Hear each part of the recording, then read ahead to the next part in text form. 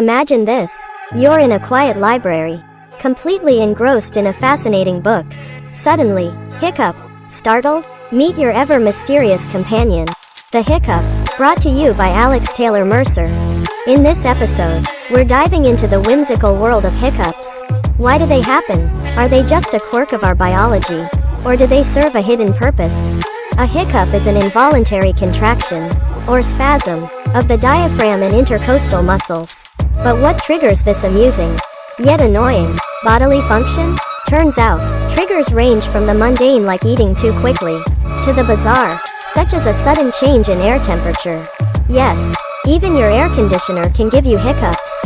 So, the next time you're interrupted by an unexpected hiccup, take a moment to marvel at the quirky complexity of your own body.